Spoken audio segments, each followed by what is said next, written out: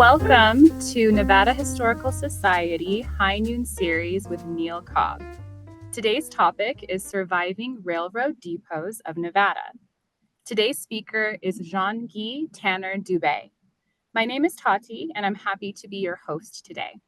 And now I would like to introduce Cheryl Hayes Zorn with the Nevada Historical Society.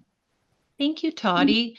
And of course, thank you, John and Sarah, who is learning about how to run these programs. But thank you, everybody, for joining us today for High Noon. And we so appreciate the Washoe County Library System for helping us support this series for about 4 years now. It's a great way for us to be able to share great Nevada history with you, and our speakers can be even across the state. So we hope you'll take a moment and check out our website as well as the libraries for any past High Noon programs that maybe you've missed. But thank you again, and I have to introduce our wonderful host and long-term supporter and honorary curator, Mr. Neal Cobb, who's been a longtime supporter for the Historic Society and just very passionate about Reno history. And we so appreciate Neal's preservation of his family's collection and wanting to support the Historic Society and getting great Reno history out to the communities. So without further ado, let me introduce Neal Cobb. Hey, Neal.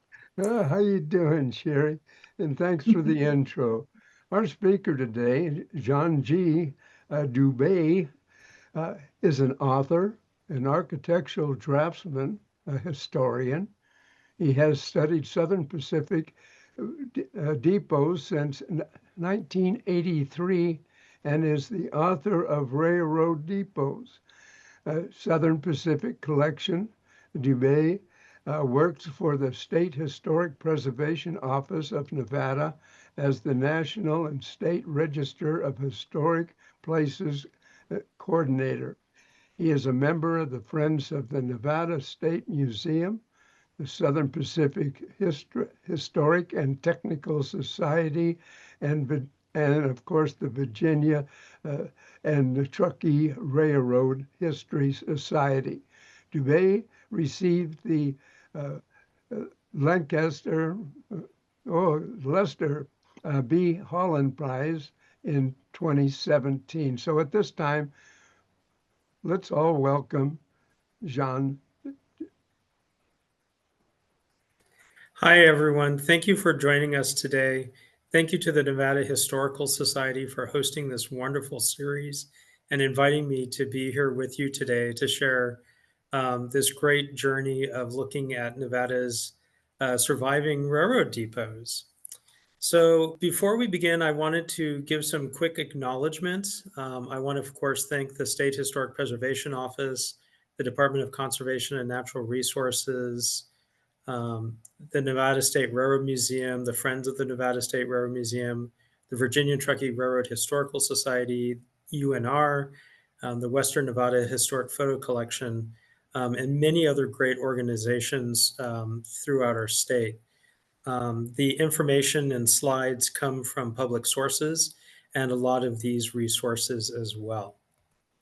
I have been researching railroad depots since I was 11 years old. I went looking for the railroad station that was in my hometown, learned that it had burned down, and it started a lifelong passion and fascination with me to learn more about my town's railroad history. And that led to a career as an architectural historian, a depot railroad historian, and eventually led me here with my family to Nevada, where I joined the Nevada State Historic Preservation Office. So Nevada has a rich history of railroad history dating back to as early as 1868. We were on the route of the Transcontinental Railroad, of course, starting in Sacramento and ending at Promontory Summit in Utah. We also had the Virginia and Truckee Railroad, which was serving our Comstock load in Virginia City between there and Carson. In fact, that transcontinental railroad route was was selected to be near Reno to join with the Virginia and Truckee and tap into all those rich mining resources. So Nevada played a very important part in the United States's railroad development. We had 3 transcontinental lines eventually passing through our state. The first, of course, being built by the Central Pacific. The next was the Western Pacific. And then finally, we had the Union Pacific, which was originally the San Pedro, Los Angeles, and Salt Lake Railroad. This is kind of a look at the modern day railroad routes throughout our state. But again, they have that beginning back in the 1860s. Looking at the depots that were built across our state, there was probably about maybe a little over 100 that were built in our state, but less than 24 railroad passenger and freight depots survive today. Some of them are represented by the Southern Pacific, the Virginia and Truckee, Union Pacific Railroad, Western Pacific. We have some heritage ones from the Nevada, California, Oregon Railway, the Las Vegas and Tonopah, and the Nevada Copper Belt. So these are some of the cities and the depots that are still there. And let's begin our journey across our state as we start looking at the Central Pacific Railroad and the depots that they built as they built across on the transcontinental route. Our first stop is Fallon. This was a combination depot built in 1906. This was a standard for the Southern Pacific Railroad. This was not built at the time of the transcontinental crossing, but was built much later. And you can see that this depot served a great function in that the second story provided living quarters for the agent and their family. This depot was eventually relocated to save it, and it was adaptively reused as not only as a restaurant, but today it's a casino and diner. And you can see that it's been considerably remodeled, but you can see the original building there on the right-hand portion of your screen. A lot of depots, in order to survive, have been relocated off of the rails, and they've been adapted to a variety of different uses. The second part of the Fallon Depot actually became a model railroad house that houses the model railroaders of Fallon. And here is the freight warehouse that was separated from the main part of the depot. Again, a very interesting and adaptive reuse of the structure, but you can see that here it retains all of its original features. There's another look at the end of this building. Again, this was built by the Southern Pacific Railroad. A similar building, but in a different style, was the depot at Fernley. Now, this is what we would call a union combination depot, in that it was at a union station, which means that it served more than one railroad. Here, the Southern Pacific connected with the Fernley and Lassen Railway branch, and so 2 railroads were actually using this particular depot. After it had left railroad service, preservation started on this building back in 1986. You can see that undergoing here. And this is what the depot looks almost like today. The depot is currently unused and is behind a protective fencing, but we're looking at a depot that was placed on the National Register of Historic Places, which recognizes historic properties and resources for their contributions to our state's history and to the history of the United States. Next, we come to Lovelock. This was a 2-story combination depot number 2. This is one of the earlier designs that the Central Pacific was building throughout their system. And here it is shown in 1909. And another look at it from a postcard from 1920. And in 1984, the depot was being used by various tenants, commercial tenants, and it was actually relocated on the opposite side of the tracks and then adaptively reused and turned into business and commercial offices. Here it is in 2019. And this is some of the beautiful East Lake style detailing of this particular depot. Here it is in May of 2019 again. And this has also been placed on the National Register of Historic Places. And I had an opportunity to visit this depot earlier this year in March of 2025. Another one of our depots that we're going to be looking at is the Reno Depot. This was a Union station between the Southern Pacific and the Virginia and Truckee. It was built in 1926, and it replaced earlier depots that we will look at a little bit later in this lecture. There's some more views of this surviving depot, and a little bit more modern look in 2012 before the retrack project, which lowered the main tracks through Reno and really dramatically altered the appearance of this depot, at least the experience of it. Whereas before you used to arrive at the street level to enter this train station, now you enter on the lower level and go through a modern addition. This is the lower waiting room that was created when the track was lowered, but it's got a wonderful exhibit of historic photographs of Reno's history and that of Reno's railroad history as well. Here's a look at the original waiting room up on the street level, and this actually appears pretty much the same today. And here's a nice little slightly elevated view of the depot giving its overall context. In addition to the depot, there's also the Railway Express building, which is off to the right, and the Southern Pacific Freight Warehouse, which also all survive.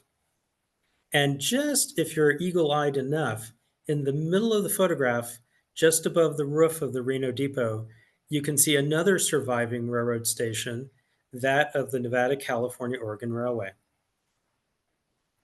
Here's a look at the Freight Railway Express Agency and the Southern Pacific Freight Warehouse. We'll take a closer look at these buildings as we go on. This was the freight depot built by the Southern Pacific. It replaced earlier wooden warehouses, and it was built in 1931 in the streamlined modern style. And it has been adaptively reused as commercial rentable space. And you can see here it actually inspired a whole rehabilitation of downtown Reno. I'm sorry, yeah. Next, we're going to look at the historic Wadsworth Passenger Depot and Office. This was originally built in the 1880s, and it was moved to Sparks in 1904. Here you can see it at its original location. Wadsworth originally was a major division point for the Southern Pacific Railroad, but in 1904, they wanted to move that location closer to Reno. Because Reno had already been well established by 1904, they moved it to the adjacent town of what became Sparks. Here's a look at the building after this control tower was added in 1952 by the railroad. It was used to observe the rail tracks in either direction and control traffic in the yards in Reno. It also served as an Amtrak passenger depot when Amtrak took over passenger service in 1971. And here it is a little bit later in 1980 and in 2012. The building is no longer used as a passenger depot, but it's now used as offices for the Union Pacific Railroad. The next railroad we're going to look at is the Nevada Copperbelt Railway. This is the town of Wabasca. This originally had a earlier Carson, Colorado depot, but it was replaced in 1906 by the Southern Pacific with a newer railroad depot. This is that handsome depot right there. And here it is in 1949. After it had left railroad service, it was abandoned, but it was donated by the Southern Pacific Railroad to the Nevada State Railroad Museum, which at that time was the Virginia and Truckee Railroad Museum, in 1984. And here you can see an early view of the museum under development. You can see the depot off to the left and the museum storage buildings off on the right. But you can see that Carson is just developing. So here it is today in use at the Nevada State Railroad Museum. And a more contemporary look from 2012 and 2019. This depot, before it was moved, was added to the National Register of Historic Places.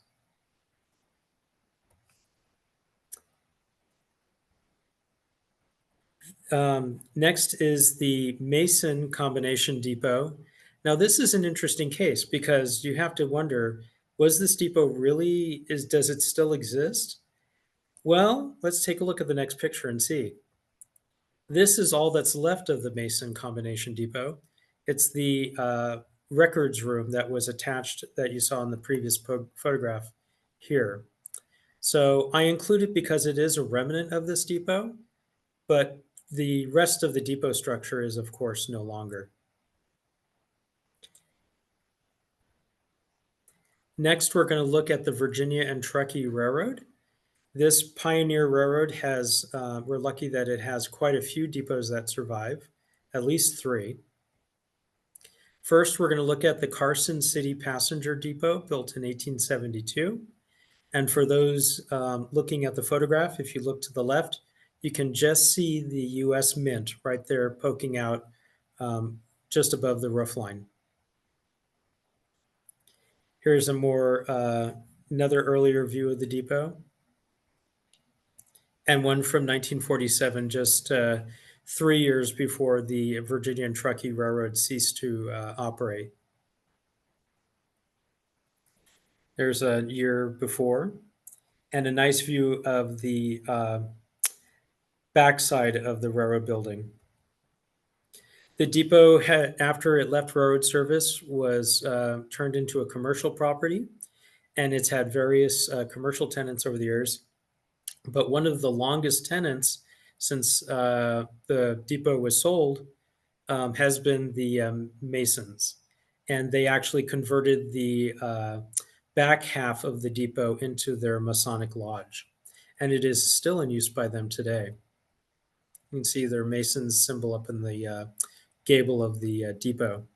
This building was also listed on the National Register of Historic Places and is preserved. Our next Virginia and Truckee depot is the Gold Hill Combination Depot.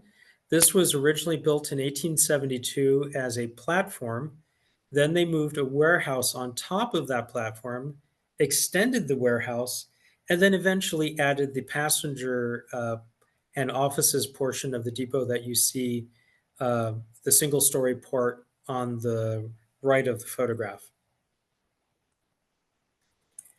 There's the picture of the depot in 1938 towards the end of Virginia and Truckee service. The additions on the side and in the back were living quarters for the agent and his family. And this is a little bit of a more contemporary view from 2017. And this is one of actually my favorite depots to visit. So here I am just a few days ago on July 27th, waiting for the train to come by. And this building is also listed on the National Register. Next, we come to Virginia City and its first passenger depot. This was built in 1870. You can see St. Mary's Church right behind it. And this is a view of the 4th Street Tunnel that was adjacent to this particular depot. Of course, the depot was sold by the railroad and went into private use, but was repurchased by the Virginia and Truckee Railway and restored. This is the depot that was, as it appears today. One portion of the depot had actually been removed, and when the Virginia and Truckee current railroad purchased it, they rebuilt the missing portion of the depot.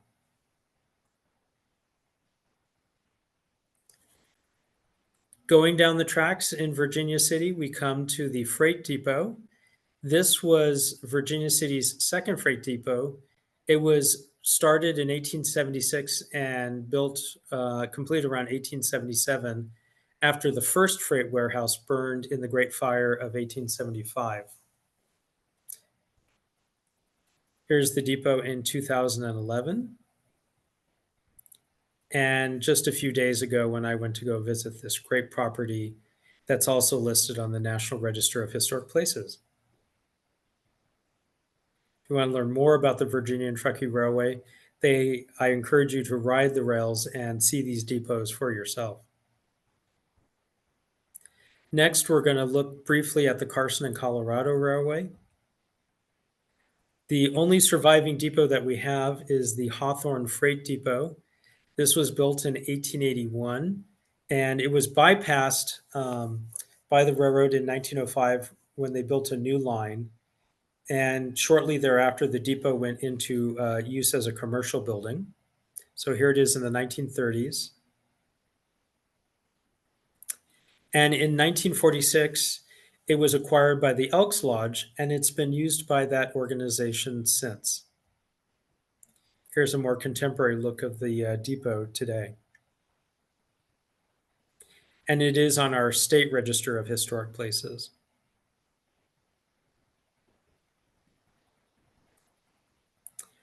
Now we're going to ride the rails of the Nevada, California, and Oregon Railway. This was the handsome depot designed by Frederick de Longchamp in downtown Reno. This was just a few blocks away from the Southern Pacific's line coming through Reno, and there were connections between the two. Here it is shown in 1910, just shortly after its construction. And the engine house for the NCO Railway, which also exists, is just to the right of this building in this photograph in the background. Here's a postcard view from around 1914, colorized. In 1937, passenger service ended, and it had been acquired by the Western Pacific and reused as their depot. And after Western Pacific had abandoned their lines in Reno, the building was adaptively reused as commercial businesses, and it became a brewery, the brewery and distillery in 2014. And I led a walking tour of the railroad history of Reno back in May. And this is a group of the great people that came out to join us for this great tour of these different railroad sites and history. This building was also listed on the National Register of Historic Places back in 1980. Next, we're going to look at the Western Pacific Railroad. There's a couple of depots that exist from this railroad, but they're quite different today. This was built in 1908, and it was a two-story combination depot and offices for the railroad. Here's a little bit more later view from the 1930s. But hold on to your hats, because all depots sometimes undergo dramatic restorations or alterations. As you can see in this photograph, in 1958, the Western Pacific Depot was dramatically altered and adaptively reused by the Western Pacific Railroad. Here's a look of the depot in 1981. Again, the entire second story was removed, and the entire first story was completely remodeled, leaving little of the original structure. And I had a chance to visit this surviving depot in March of 2025. Again, because it used most of the building was replaced, it's still on my list of surviving depots, but you have to ask the question, is it really a surviving depot or not? While I was in Elko, I happened to come across the Western Pacific Freight Warehouse, which is here in March of 2025.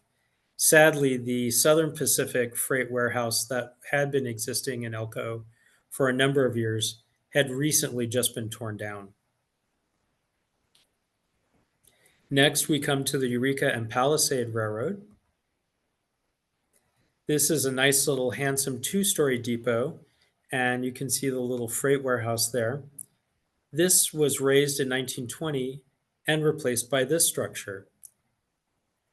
Let's take a little closer look at it today. Here it is in the 1980s. The depot is currently on private property, so it's not readily accessible. And you can see it here taken from the road back in December of 2015. It is still a surviving depot, but unfortunately, it's just in rather poor condition. But hopefully, at some point, maybe the owner might consider restoring this neat little structure. Next is the Nevada Northern Railway. This one has quite a few depots that survive. In fact, it's the most that we'll be looking at. Here is the Cherry Creek Depot, built in 1907 and shown in the 1930s. It's the building at the left. I'm sorry, the right.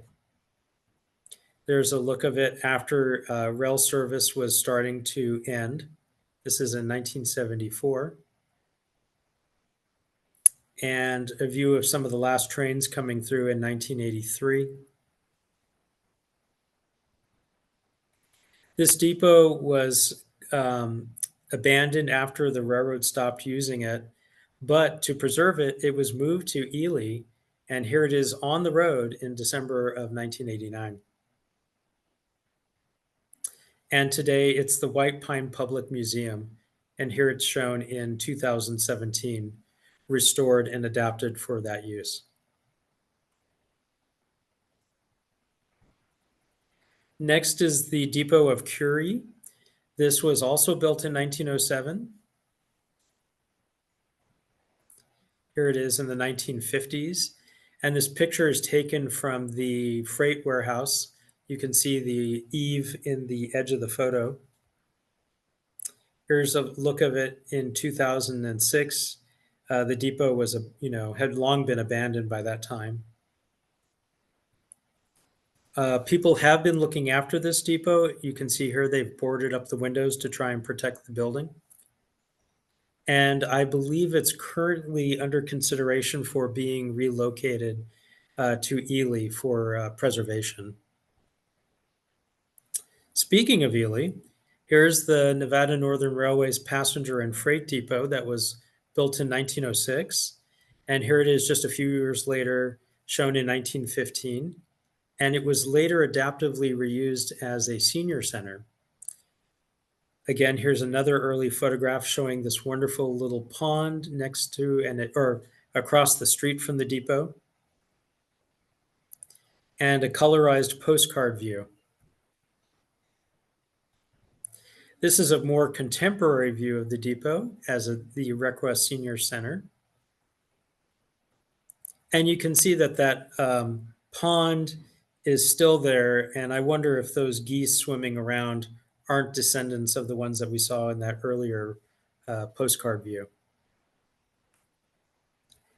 As we leave Ely and come into East Ely, we come into the Nevada Northern rail yards, and we have a couple of structures here that still exist. The first we'll look at is the freight warehouse. Here it is in the 1990s. Again, most of these facilities were built in 1906 or 1907. Here it is after the building was restored. And a look from the freight platform. Next is the depot and offices of the Nevada Northern Railway. Nice little close-up view of some folks at the depot. And a more contemporary view of the buildings today in 2017. And the Nevada Northern Railway rail yards are recognized as a National Historic Landmark and on the National Register of Historic Places. Also associated with the Nevada Northern Railway, it was the depot at McGill. This depot was the second depot, replacing an earlier one. This particular depot was built in 1908. Here's a little bit of a clearer view of that concrete block built depot. And this one served the Kennecott Copper Corporation. After the mine closed and the railroad was shut down, the depot was abandoned but protected.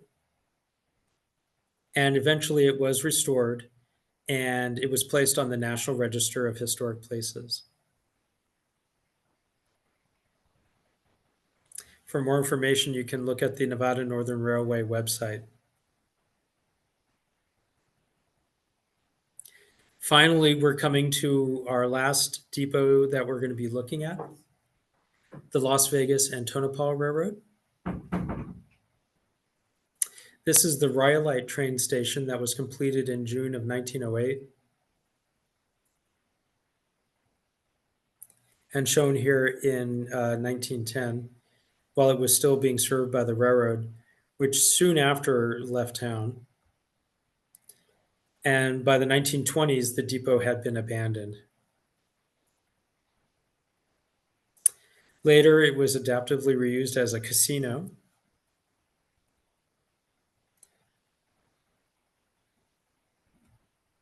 And then it became a tourist attraction for folks visiting the area.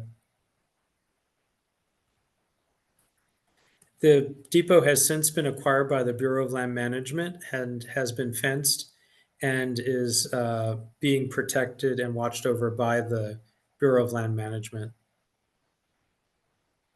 I had an opportunity to 3D scan and photograph and measure this particular depot. And that's my friend Stephen Schaefer, who is a historic American building survey photographer. And that's his large format camera there. And that's me with my 3D scanner, which allowed me to produce this wonderful blueprint drawing of the Rhyolite depot. Our last Las Vegas and Tonopah Railway depot that we're going to look at is the one in Goldfield. I can't really say that this one is a surviving depot, but there are parts of it that still survive. This one had been built in 1905, but here you can see it was abandoned shortly thereafter. And this is a photograph from 1945. And this is a view of the depot as it exists today. So is it a surviving depot? Parts of it are, but is it really surviving? The last depot we're going to look at today is the Union Pacific Railroad's depots. These were originally built as the Salt Lake route across our state, which became eventually the Union Pacific. The first one we're going to look at is the Boulder City Depot, which was built in 1931, along with the construction with the Boulder City Dam. And here, this depot was enlarged and abandoned, but it was moved in 1976 to the Clark County Museum, and it was restored. Here's a view of it in 2011. I had an opportunity to visit this depot in June of this year, and it is a wonderful, wonderful restoration job of this depot, and you can see a lot of Boulder City's railroad history inside.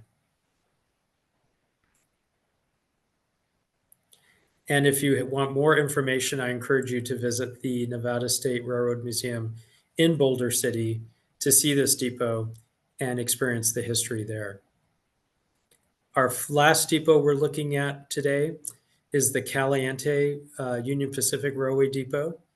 This was built in 1923, replacing an earlier depot, but this was a more substantial structure in that it was not only a passenger depot, but it was also a restaurant and a 50-room hotel.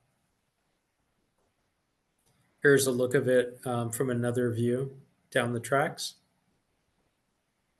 and shown in 2016. When the Union Pacific gave or sold this depot, it was acquired by the city of Caliente, and it became their city hall, library, and civic offices.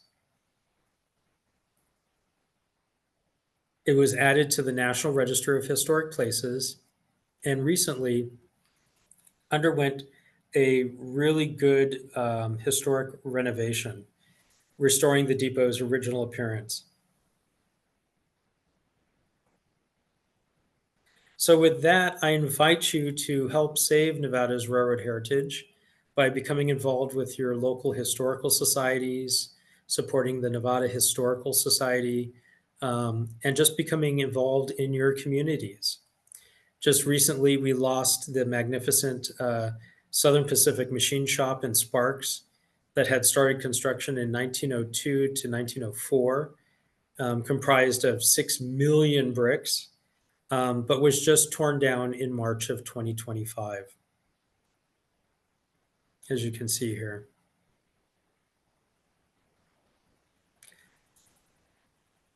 And with that, I just wanted to show you that it is possible to regain some of that history by, in the instance of Sparks, this was the old Southern Pacific Depot that was built in 1905 but burned in 1957. And a replica was built in 1976. So there's an extreme case of where there's an example of historic preservation and restoration. All right, thank you for joining me today. And I would like to open up the floor. Oh, that was an amazing presentation, and I've been so impressed, Rangi, just some of your other programs as well. Do you want to talk a little bit more about, you talked about your passion starting as a child, and you want to share a little bit more about you started volunteering and a little bit of story of that with the local railroad museum there in your hometown? Oh, yes. So, like I said, at the beginning of this lecture, my passion started when I went looking for the railroad history in my hometown. And when I approached a gentleman that worked for the railroad in the railroad yards at 11 years old with these gigantic diesel locomotives rolling by, he told me, "Son, it's not safe for you to be here." I said, "Well, I'm looking for this building." I showed him the book with the picture of the depot. And he said, "Son, that thing burned down 20 years ago." Well, that moment changed my life forever because at that moment, I wanted to learn more about the railroad history of my hometown. Flash forward, I started writing to like the National Archives, the Library of Congress, different railroad historical societies, and I started forming partnerships with a lot of these organizations over the years. I started researching patterns in railroad depot construction and development, and it led to a fascination in wanting to study and model these buildings. Once I started modeling them, I actually got the inclination to start actually drafting them up as blueprints. And that's what led to my career as an architectural draftsman. And it also led to a almost 25-year career in architectural history and high-end residential construction. Of course, I do have 4 blueprints in the Library of Congress as part of my participation in documenting these historic structures. And in 2017, I was recognized by the National Park Service and Library of Congress with the Leicester B. Holland Prize in recognition for one of my drawings. Ironically, not of a railroad depot, but of a historic barn in Southern California. But it's been great because, I've lectured for so many different historical organizations, um, for the public. I've lectured at the 150th anniversary of the Transcontinental Railroad celebration in Ogden, Utah, back in 2019. I did a program on the history of Ogden's railroad stations, beginning with its transcontinental depots all the way up to the present depot that survives today. And I'm very much involved with historic preservation. Um, I routinely, answer questions from the public about how they can get involved with saving their historic, not only depots, but structures and other buildings in their communities. Um, I also do historic research on historic train stations that are threatened. And then I do special programs for different communities based on their railroad history. So, I have a whole program based on, Reno's railroad history. And I have another lecture coming up just next week for the Nevada State Museum for Nevada's transcontinental railroad depots. So there's quite a few depots out there to explore, and I encourage folks to go out there and look for them. Of course, respect private property. If a depot is on private property, be mindful of that. But again, you can experience quite a few of these publicly accessible buildings um, just out in the world, in throughout our state. Do you want to talk a little bit about, I do have a question that someone's Oh, of brought up, course. but I wanted to have you mention, just because when we were having a conversation, I was like, oh, you found some blueprints. I was like, oh, no, you actually made them. So you want to talk a little bit about Sure, of my course. fault, but it was like misunderstanding, but talk about your book Oh, of that course. you've done. Okay. So yes, so I am the author of Railroad Depots, a Southern Pacific collection. To date, I've drawn probably about 200 different historic buildings, mostly railroad stations.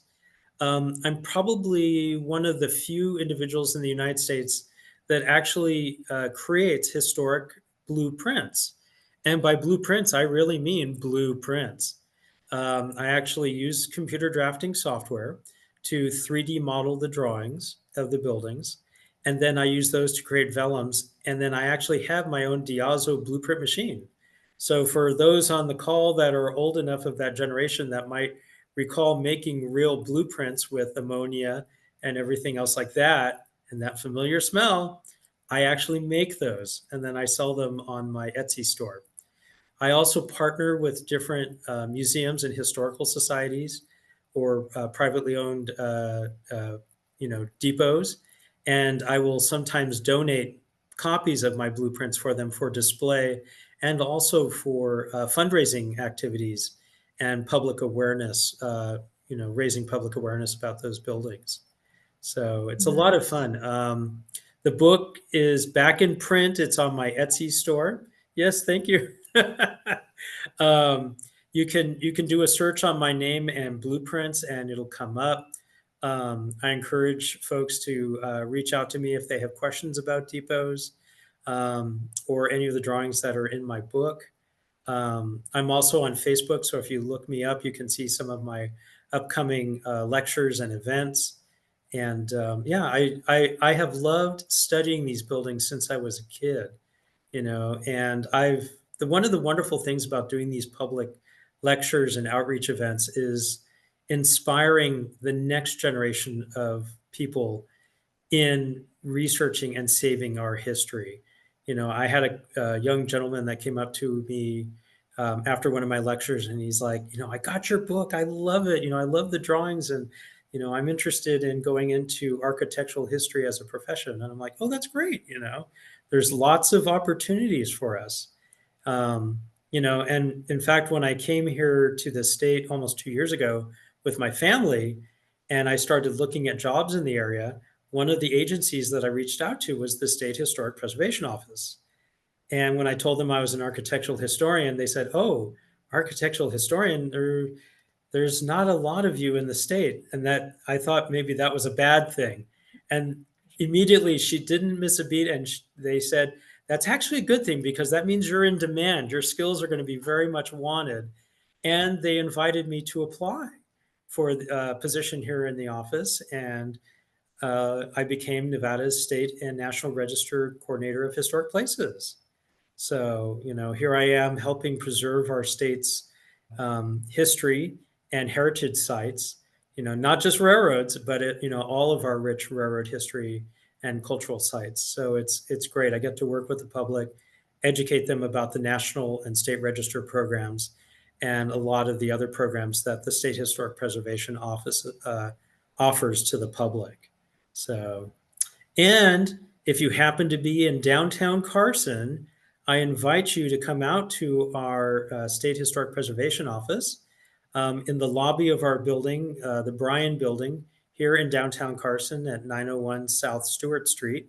We actually have an exhibit going on railroad history that I personally curated. So you can actually see some of the railroad artifacts that I've collected over the years displayed in the lobby of our building. And then, of course, if you do happen to stop by, stop at the state parks desk and ask and see if I'm available. And I would be happy to take you up to our office and show you our state historic preservation office and the resources that we have. Oh, that's awesome. So you're just such a fountain of knowledge. So I knew just asking you a couple questions, it'd get you going on a variety of topics. Sure. So we do have one message asking, most of the restored depots are yellow. Was that the original color? And it says because the postcards show red. So what's the meaning or about the color yellow for depots? Well, no, that is a great question, because a lot of times when you see historic photographs, of course, it seems like history was a black and white world, but quite the opposite. Depots were quite colorful. The Southern Pacific Railroad, when they started building most of their original depots, they actually were painted kind of like a mineral red color, especially the really early board and batten structures, or sometimes they were unpainted, because they were kind of like temporary structures meant to be replaced by, more substantial buildings. But very early on, after this board and batten period of the Southern Pacific, they went to a yellow and brown color scheme. And that's why you see the Wabusca Depot today in yellow and brown. And then some other depots were painted similar colors just because they were kind of following that standard. The Southern Pacific used that color standard beginning in the 1890s up until about the 1930s. And then after that, starting in the 1940s, they actually started, because they wanted to save money and cut costs, they actually just started painting a lot of their depots just plain white. So, they were kind of like just simplifying things for their maintenance. But yeah, a lot of the early depots of the Nevada Northern, I think a lot of them might have been red. And as a depot historian, one of the things that we do when we're looking at restoring a depot is we do what's called chromochronology, which is the study of paint over time. So what we'll do is we'll go in, we'll kind of scrape off the outer layers of paint and get down to those original layers. And then, that's kind of what they did over at Caliente and things like that. So depots change color over time, but yeah, that answers that question of why some depots were yellow and some depots were red. It's just whatever the railroad was painting their depots at a particular time. And then, of course, the choice of the restoring group or historical society as to what time period do they want to represent with that restored building. Yeah, it's a great question. Neal, thank you. I see Neal has his hand up and wants to ask a Hi, question. Neal. Well, I wanted to talk a little bit about the one photo that you showed of the track level of the Reno station. Yes. Track. And you notice the big fountain that's in there. That yes. was completely restored by a gentleman that headed up the restoration section of the Carson City Railroad Museum, Chris Oh, DeWitt. And it was all done on Reno, City of Reno property uh, at his spare time. But you looked around and you made a comment on all of the photos. Uh, After had the fountain installed and it was all done, we're past all of the red tape. Then the money that Dave Hollicker and I had raised, we went ahead and furnished all of those photos, oh, wow. had them enlarged by Nevada Blue with the proper. Uh, it's not paper, it's to be mounted. It's that thicker, uh, like we use for exhibits up the Historical Society. But we went ahead and did all of that, supplied all of those things. Had Dave Perkle from Eagle Valley Frames come in and install all of them with that money that we had raised, and we pretty much used it all up.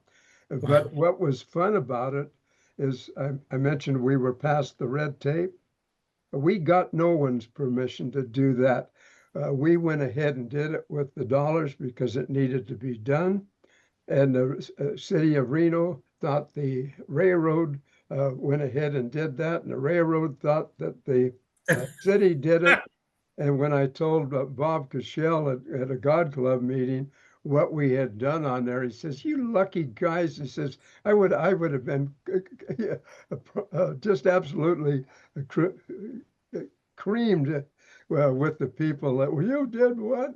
So we got away with a good one, but it represents all of the different changes of that area and where it was originally located, the fountain that is. But I always appreciated the work that Chris DeWitt did, especially the fabrication of the horse trough, because he had to get very creative. And you notice going along the highway, going to Winnemucca or something, you got those large pipes. And he went ahead and was able to get the 45-degree bends to go ahead and cut the outside and form what would be a horse trough. And then Ah, hand fabricated all of the ornamental iron that went on it and the brackets to put it together and the rim. And then we, as part of that same picture money, we went ahead and bought a bulletproof glass to simulate water. So ah.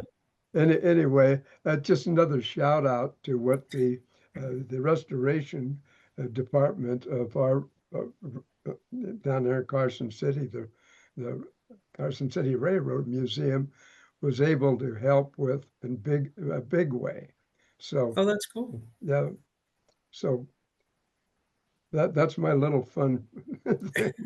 I very much enjoyed every single solitary bit of your presentation. I hope that we can get you at a couple of other places too, being you seem to be very willing. Oh, yes, thank you. I'll Yeah, sign off. well, it's a natural passion for me. Like I said, it's I love sharing my passion for history with the public, Yeah, and it's just it's a good thing. yeah, It, it's a it lot of is. fun. So, I'm I'm so, again, so happy that, the Nevada Historical Society, the Nevada State Railroad Museum, the State Historic Preservation Office has been so supportive of me doing these public outreach events and stuff.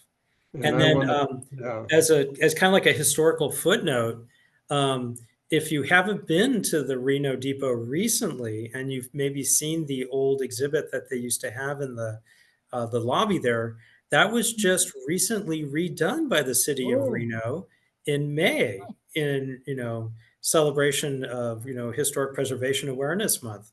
So there was a great effort on their part to update the historic descriptions, clean and rearrange and redisplay the historic artifacts in there. So I highly encourage you, if you haven't been in a couple of months or maybe a couple of years, to go see that new exhibit in the adjacent room to the lobby of the Reno Passenger Depot. Going to do that. I just Oh, wanted I'm to say excited because, one it's more been thing. kind of dated. Yeah. I Yeah, wanted, it had been a while since they had done that. okay, I wanted to thank you personally for a wonderful job, and I'm signing off here. And back to Sherry, I believe. Bye-bye. Okay. Nice seeing you. No, it was wonderful. Thank you so much, Jean-Guy. I knew this is just another one of your wonderful lectures, and you're just have a fountain of knowledge. So I knew people will enjoy it today. So Well, thank you. do we appreciate it? But thank you everybody for attending today, and thank you to the Washoe County Libraries and John and Sarah and Tati being our people this month to host this. And make sure you check out our archive videos on our website, as well as on the library's YouTube channel. And I'll send it back to the Washoe County Libraries, and we so appreciate this wonderful partnership. Thank you so much. Thank you, Jean-Guy. Thank you, Sherilyn Hayes-Zorn. And thank you, Neal Cobb with the Nevada Historical Society for making this event possible. That was so interesting. Thank you so much, everyone. Bye, everybody. Thank you.